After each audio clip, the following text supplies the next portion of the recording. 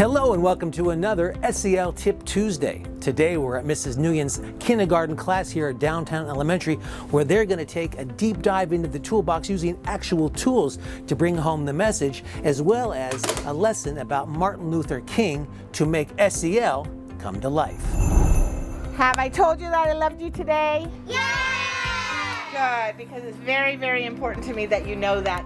Her class begins every day with positive affirmations and expectations, So when we go inside, not only for her kiddos, but also for herself.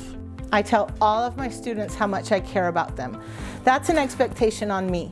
Having a caring teacher, which I know there's so many caring teachers, but that's an expectation of my students and their parents. They expect that I care enough about them to make them follow the rules, make them do their work, and enjoy their school day. Now, Mrs. Nguyen says setting those expectations are crucial for a smooth running classroom. So, how often should those expectations be repeated? And I set my expectations every single time they come through the door. In the morning, after recess, after lunch, after daycare.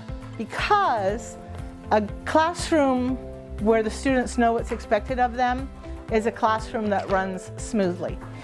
Next, the class takes a deep dive into the toolbox and gets some hands-on experience along the way.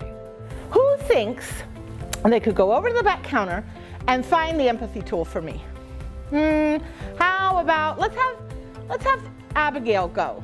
The level 2 teaches us about empathy.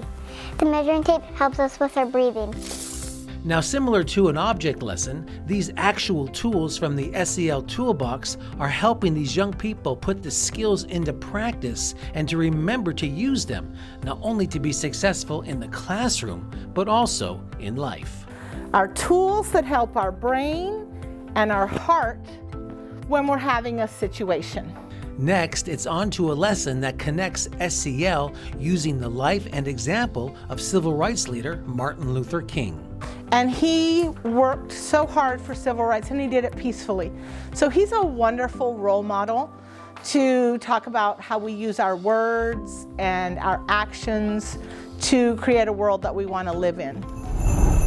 Well, that's it for this edition of SEL Tip Tuesday. We want to thank Ms. Nguyen for allowing us into her class and speaking to her kiddos about SEL. If you enjoyed today's episode, go ahead and give it a thumbs up and subscribe if you'd like to see more content just like this. We'll see you next time for another SEL Tip Tuesday.